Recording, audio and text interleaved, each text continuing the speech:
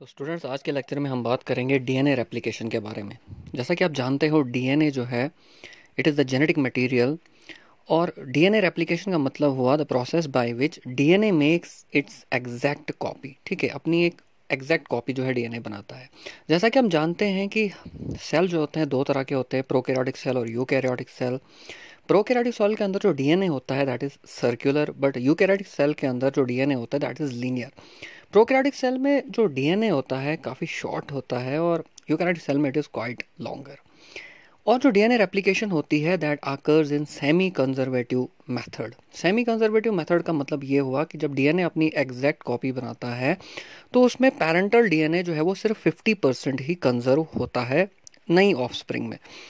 और ये experimentally show किया था मेसेल्सल और स्टाहल ने इन 1958, जिसमें उन्होंने क्या किया था, नाइट्रोजन आइसोटोप 15 का इस्तेमाल किया था, N15 का, जो हैवियर है नॉर्मल से, और सीजियम क्लोराइड की मदद से उन्होंने यहाँ पर जब एक्सपेरिमेंट किया तो ऑफ स्प्रिंग में जब नया डीएनए बना तो it contain only 50% of parent DNA.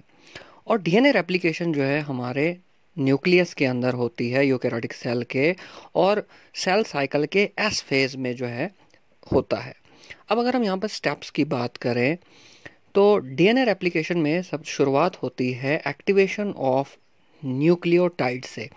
जितने भी हमारे पास न्यूक्लियोटाइड्स हैं that is for example adenosine monophosphate, guanosine monophosphate, cytosine monophosphate, thymosin monophosphate, ये सारे जो है वो एटीपी की हेल्प से एंजाइम फॉस्फोराइलेज से they will be activated. Secondly यहाँ पर क्या होगा, एक cut and incision in the DNA, जो with the help of enzyme endonuclease, जो डीएनए के स्ट्रैंड्स हैं वहाँ पे एक जगह पर एक पर्टिकुलर रीजन पे देयर विल बी इनिशिएशन, वहाँ पर एक छोटा सा कट होगा जहाँ से डीएनए की अनवाइंडिंग शुरू होगी। थर्ड स्टेप में क्या होगा कि डीएनए जो है यहाँ पर अनवाइंड करेगा, और अनवाइंडिंग जो है it is help by enzyme helicase. Helicase क्या करेगा, डीएनए को जो है वो अनजिप कर देगा, उसे खोल देगा, जिससे हमारे पास एक वाई शेप का जो है वो फॉर्क की फॉर्मेशन होगी, रेप्लिकेशन फॉर्क। तो बेसिकली डीएनए हेलिकेस एंजाइम जो है, हेलिकेस एंजाइम क्या करेगा, हाइड्रोजन बॉन्ड जो होंगे न्यूक्लियोटाइड्स के बीच में उनको ब्रेक करेगा। उसके बाद क्या होगा कि जैसे ही आप जानते हो कि जब आप रस्सी को खींचते हो तो उसमें टेंशन क्रिएट होता है, इसी तरह यहाँ पर डीएनए स्ट्रैंड में टेंशन क्रिएट होगा।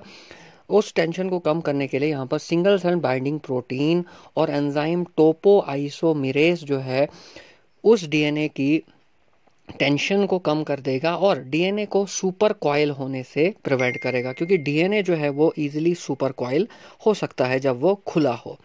उसके बाद क्या होगा कि जैसा कि आप देख सकते हो डायग्राम में कि सिंगल सेल बाइंडिंग प्रोटीन जो है दोनों स्ट्रैंड्स के आर पार लगेंगे, और वहाँ पर हमारे पास जो है वो हेलिकेस एंजाइम और टोपो आइसोमेरेज एंजाइम जो है इस चीज़ को प्रिवेंट करेगा, क्योंकि जैसे ही डीएनए खुलेगा तो इनके न्यूक्लियोटाइड्स की फोर्स की वजह से डीएनए सुपर कॉइल हो सकता है।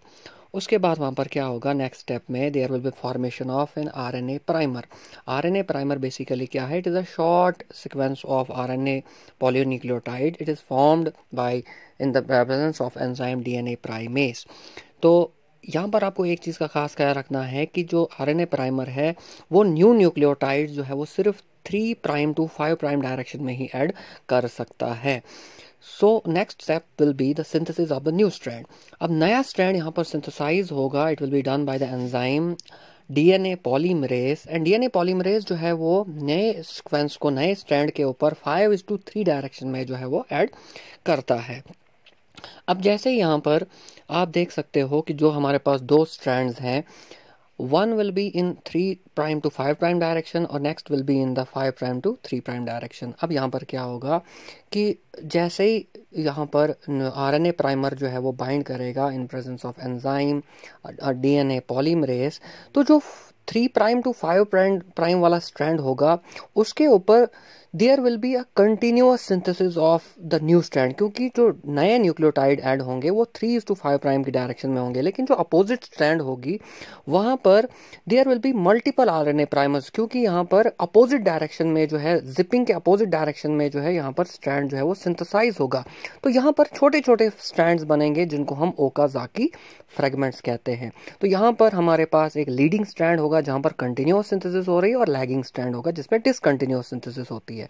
और आखिरकार जब रेप्लिकेशन कंप्लीट होगा तो ये ओकाज़ाकी फ्रैगमेंट जो होंगे दे will B joined by the enzyme DNA ligase in Okazaki fragments को ज्वाइन कर देगा and the replication will be complete.